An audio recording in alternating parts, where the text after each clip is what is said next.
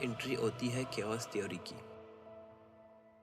کہتے ہیں کہ شروعات میں ایک چھوٹی سی غلطی آگے چل کر پوری سسٹم کو تباہ کر سکتی ہے۔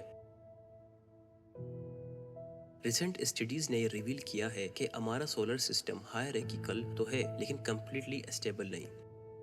پہلے سائنٹسٹ سوچتے تھے کہ یہ سسٹم بلینز آف ایئرز تک ایسا ہی رہے گا، لیکن نئے سیمولیشنز نے دکھایا ہے کہ لانگ ٹرم ڈائنامیکل ایوولوشن کے تحت آربٹس چینج ہوتے ہیں۔ دوستوں سوچئے، ایک سیمولیشن میں اگر مرکری کا آربٹ ذرا سا ہل جائے تو پورے سسٹم کا بیلنس خراب کر سکتا ہے، یہاں تک کہ زمین کو دھکا دے سکتا ہے۔ یہ کیلکولیشنز ہمیں بتاتی ہیں کہ ہم ایج آف دا کیوس پر ہیں۔ اب تک ہم نے بات کی اندر کی گڑبڑ کی، لیکن ریسرچ بتاتی ہے کہ سب سے بڑا خطرہ شاید باہر سے آ رہی ہے۔ اسے کہتے ہیں کلوز اسٹیلر انکاؤنٹر۔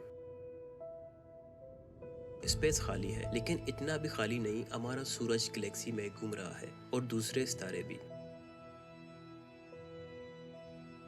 دوستوں سیمولیشنز انڈیکیٹ کرتی ہیں کہ ہر 1 بلین سال میں 1% چانس ہے کوئی دوسرا ستارہ سورج کے 100 ایسٹرونومیکل یونٹس کے قریب آ جائے۔ 100 ایسٹرونومیکل کا مطلب ہے پلوٹو سے تھوڑا آگے۔ دوستوں اگر کوئی ستارہ اتنے پاس سے گزرا تو کیا ہوگا؟ اس ستارے کی گریوٹی ہمارے پلینٹ کو ڈارک ہٹ کرے گی۔ ریسرچ کے مطابق اس سے پلینٹ کی ایسنٹریسٹی اور انکلینیشن بڑھ جائے گی۔ آسان لفظوں میں زمین کا آربٹ گول یعنی راؤنڈ نہیں رہے گا، وہ انڈا نما اوول ہو جائے گا۔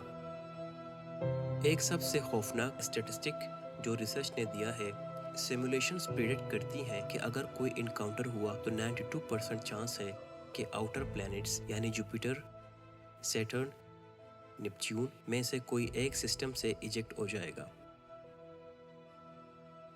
اور اگر یہ جائنٹس ہائل تو یہ زمین کو بھی ساتھ لے ڈوبیں گے۔ دوستوں صرف ستارے ہی نہیں، میسو انٹرسٹیلرز آبجیکٹ بھی خطرہ ہیں۔